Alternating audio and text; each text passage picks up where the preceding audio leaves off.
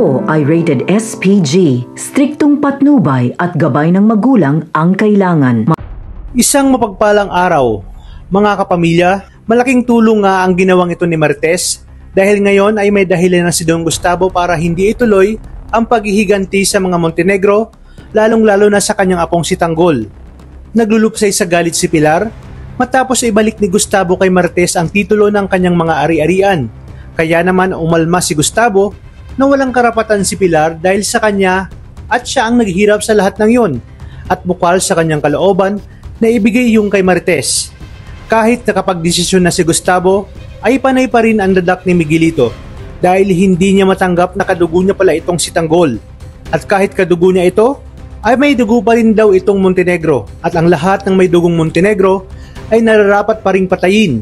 Dito na tumaas ang tensyon at sinabi ni Gustavo sa lahat ng naroroon na simula umano ngayon ay wala nang maaring gumalaw kay Tanggol, kaya namang gagamitin ni Pilar si Tindeng para makuha ang lahat ng ari-arian kay Marites.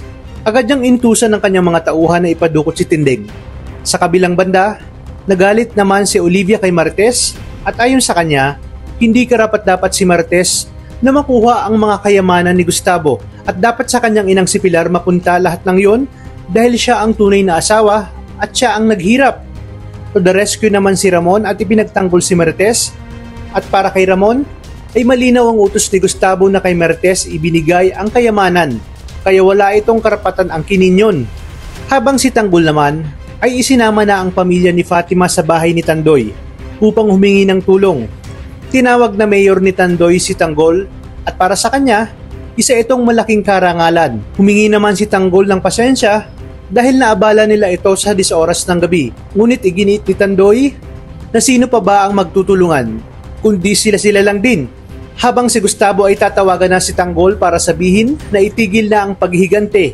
Nais niya umanong makausap ito ng personal para makahingi ng tawad sa lahat at hindi niya umanong inakala na apo niya pala ito. Sa gitna ng mga sunod-sunod na alitan at patayan ay nabunyag na ang mas malalim na lihim at tunay na kulay ng bawat isa. Pero ang malinaw ngayon ay mas pinili na ni Gustavo na protektahan si Tanggol kahit ano pa man ang sabihin ng iba.